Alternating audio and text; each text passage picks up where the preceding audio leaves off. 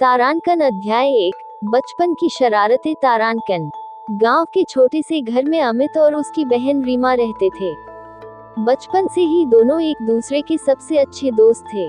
रीमा का बचपना और अमित की परवाह दोनों के रिश्ते की बुनियाद थी।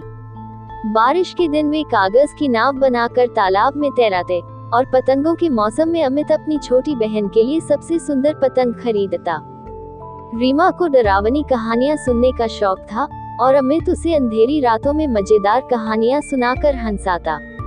उनकी माँ अक्सर कहती, तुम दोनों एक दूसरे के लिए भगवान का तोहफा हो।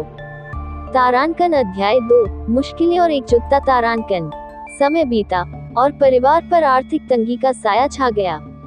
अमित ने पढ़ाई के साथ साथ एक छोटा सा काम शुरू किया ताकि घर का खर्चा चल सके। रीमा ने भी घर के कामों में माँ का हाथ बटाना शुरू कर दिया। एक बार रीमा की किताबें खत्म हो गईं और वह उदास हो गई।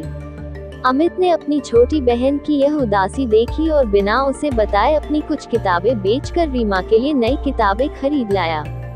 रीमा ने ये देखकर अपने भाई के गले लगते हुए कहा, भैया तुम हमेशा मेरी ताकत हो। तारांकन अध्याय 3। अलगाव और फिर से मिलन। तारांकन जब अमित को शहर में नौकरी मिल गई तो उसे रीमा को छोड़कर जाना पड़ा। दोनों के लिए ये समय बहुत कठिन था।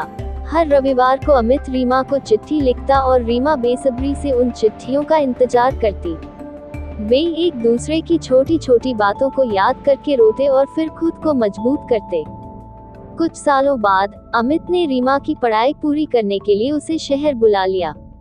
रीमा का सपना डॉक्टर बनने का था और अमित ने उसे हर कदम पर प्रोत्साहित किया। तारांकन अध्याय 4। सपनों की उड़ान। तारांकन रीमा आखिरकार डॉक्टर बन गई और उसने अमित के त्याग और मेहनत का सपना पूरा किया। उसकी सफलता के दिन अमित ने कहा, रीमा आज तुमने मेरी सारी मेहनत का फल दे दिया। मैं तुम पर गर्व करता हूँ। रीमा ने जवाब दिया, भैया अगर तुम न होते तो ये सब कभी संभव नहीं होता। तुम मेरे पहले और हमेशा के हीरो हो। उनका रिश्ता समय के साथ और मजबूत हो गया। उनका प्यार और आपसी समझ सभी के लिए एक मिसाल बन गई। अध्याय 1। बचपन की मासूमियत। एक छोटे से गांव में अरुण और सुमन नाम के भाई बहन रहते थे। अरुण बड़ा भाई था और सुमन उससे 2 साल छोटी। दोनों का बचपन आम बच्चों की तरह खेल कूद और शरारतों से भरा हुआ था। अरुण हमेशा सुमन का ख्याल रखता और उसे अपना सबसे बड़ा साथी मानता। सुमन के लिए अरुण उसका हीरो था। जब कभी सुमन गिर जाती तो अरुण उसे उठाकर कहता, मैं हूं ना, चिंता मत कर। अध्याय 2। बिछोह और दूरी। समय बीतता गया और अरुण की पढ़ाई के लिए उसे शहर भेजा गया। सुमन के लिए यह बहुत मुश्किल समय था। वो हर दिन अरुण को याद करती और उसकी छोटी छोटी बातों को अपनी डायरी में लिखती। वहीं अरुण भी उसे पत्र लिखकर उसके हालचाल पूछता और यह वादा करता कि वह जल्दी ही गांव आएगा। अध्याय 3। कठिनाइयों का सामना। शहर में अरुण ने बहुत संघर्ष किया लेकिन अपने लक्ष्य को नहीं छोड़ा।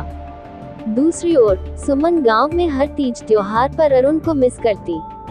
जब वह घर आती तो सुमन दौड़कर उसे गले लगा लेती और उसकी पसंद का खाना बनाती। अध्याय 4। भाई का बलिदान। अरुण ने अपनी पढ़ाई पूरी की और एक अच्छी नौकरी पाली। उसकी मेहनत ने पूरे परिवार का भविष्य बदल दिया। उसने सुमन की शादी के लिए सबसे अच्छी व्यवस्था की। जब उसकी शादी हुई तो सुमन रोते हुए अरुण से कहती है, भैया आप मेरे लिए सब कुछ हो। अरुण ने मुस्कुराकर कहा, तू खुश है तो मैं खुश हूँ। अध्याय 5। हमेशा का साथ। शादी के बाद भी अरुण और सुमन का रिश्ता वैसा ही रहा। जब भी सुमन को किसी परेशानी का सामना करना पड़ता वह सबसे पहले अरुण को फोन करती। अरुण जो अब एक व्यस्त जीवन जी रहा था हर बार उसकी मदद के लिए हाजिर रहता। उनका रिश्ता समय के साथ और मजबूत होता चला गया।